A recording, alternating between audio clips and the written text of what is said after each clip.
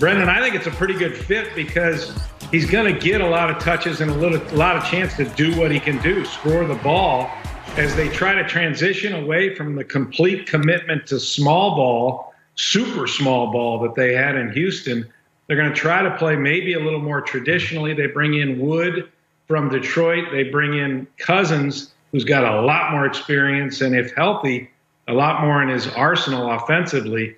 It could be a help, but I don't know if they can hold it together in Houston or how crabby these two all-stars are going to be looking to get out of there. Christian Wood signed that 3-year deal for $41 million. Going to the Eastern Conference, the Wizards, they have assets or bait that is coveted by other teams. Now, Wizards GM Tommy Shepard told them, hold on, player, when it comes to fishing for his all-star backcourt.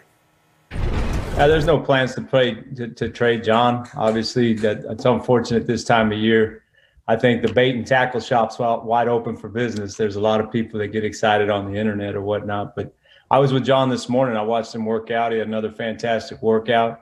Talked to all of our players. I talked to Bradley today. He's excited about getting back here, getting ready to get to training camp. I think the story, it's a new story now with John and Bradley versus it's not a sequel. Some might look at this as gamesmanship. Some might look at it as the real deal. Tom, coming to you, buy or selling what GM Shepard is saying about his backcourt? Well, there's no plan to trade John Wall because there's nobody that'll take John Wall. $132 million left on his deal, $44 million a year guaranteed, and we know he hasn't played for coming up on 3 years, and when he played before that, it wasn't much. So there's just a slew of money left at that age with that injury history, and that PO at the end means player option, so it's going to be there. It's a ton of dough. And we just simply haven't seen this player that we're seeing in the highlights on the floor in such a long time. I hope he can come back. I hope that backcourt is reinvented in a way that Tommy Shepard was selling today, where he says Wall's shooting the ball better. We know how Beal's evolving. They would each be better with each other, but that hasn't happened in now years. So we just wish him well, hope he comes back. But trust me, Tommy Shepard would trade him in a second if somebody would take it. We've seen contracts in the past. Hey, B. Wood, you already know. Go ahead. Man, Tom. Man, my man Tom Penn just giving you the real deal. He giving it to you straight with no chaser out here. I'm not sure whether Tom can trade him or not. But I will say this. I think that he does believe that John Wall will be back next year. He does believe that this backcourt will have a big say in how the Wizards will be playing. I think the Wizards are going to be an exciting team. From what I've heard, John Wall looks good. He is shooting the ball better in his workouts. He looks like he's in good shape, too. And that's the biggest thing. Coming off these multiple injuries, how good of shape can you be in coming into a camp that's going to probably be abbreviated and rushed into an NBA COVID-type season? What we've seen in the past, these impossible contracts to move. You think of Chris Paul, you think of discussed a potential trade for a Wall for Russell Westbrook with the Rockets, but here's more of what Shepard had to say today. There's no plans to trade John. Obviously, it's unfortunate this time of year. I think the bait and tackle shop's wide open for business. There's a lot of people that get excited on the internet or whatnot, but there's no issues with John and I. There's no issues with John and the Wizards. There's no issue with anybody other than we just want to go out and get between the lines where life makes a little bit more sense right now than it does. So we're getting ready for whatever's ahead of us.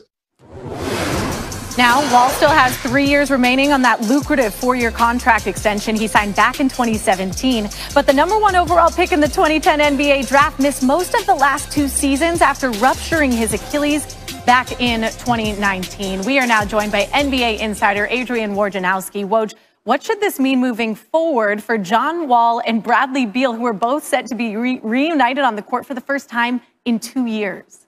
Yes, and I think that's more the question for the Washington Wizards. Not so much what John Wall wants, but what does Bradley Beal want? Because in Wall's absence, Beal has become the unquestioned franchise player for them, and they're building this organization around him, and they want to keep him long term. And I think both Bradley Beal and Tommy Shepard have really liked what they've seen with John Wall in his rehab. They've seen him. They feel like he's improved his three-point shot. Tommy Shepard says he's seen the explosion back with John Wall. He's been out of the league for a very long time. I think they want to see what they look like together back on the court. and go from there. Okay, well, how about another duo now to the West? How are the Rockets planning on moving forward with James Harden and Russell Westbrook at this point? Well, they have not engaged on James Harden in trade talk, but Russell Westbrook they have. That's not an easy trade to make, and I think for the Rockets getting back into training camp and starting the season is probably a more likely scenario than Westbrook even moving. They're going to bring DeMarcus Cousins into training camp, our Tim McMahon reported, see if they can resurrect his career. He has faced several significant injuries in the last couple of years, and he'll get another opportunity to make that Rockets roster. All right, well, it was a crazy weekend in free agency, but now I want to know what potential significant moves could still be looming this week with NBA training camps opening in just over a week. Well, Tuesday is an interesting day to watch. Bogdan Bogdanović's offer sheet with the Atlanta Hawks. The Kings have to make a decision. Are they going to match the offer sheet for the restricted free agent and keep him? Or that 4-year, $72 million deal, do they let him go to Atlanta? And so they've got about another 24 hours before they have to tell the league and tell Atlanta what they're going to do. So they're making that decision. And I think you're going to see some more extensions. There's a lot of extension-eligible players. Brandon Ingram in New Orleans, OG Anunoby in Toronto, Bam Adebayo in Miami. You'll start to see those. And, of course, Giannis Antetokounmpo has until December 21 to decide on that 5-year Supermax contract. Very interesting. I can't believe we're talking training camp already. It feels like the season just ended. But, Woj, thank you so much. Thanks, Ash. NBA Donovan Mitchell and the Jazz agreed to a 5-year max extension worth to up $195 million. Wrap your brain around that one. He's coming off a postseason where he averaged over 36 per. Jason Tatum also 5-year max with Boston, also worth up to $195 million. First-time All-Star in 2020, and the Lakers agreed to a deal with Marc Gasol, the defending champs, really reworking that front court. They also traded JaVale McGee to the Cavs to clear up some space for the Gasol signing.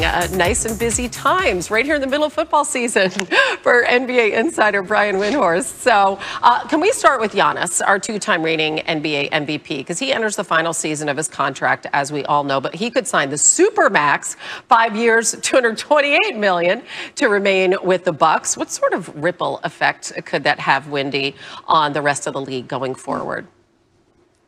Well, Hannah, it's really everything. To be honest with you, we just had the craziest week of NBA transactions in league history, but nothing is more important than waiting on this Giannis extension. If he extends, the Bucks are the gigantic winners of this offseason.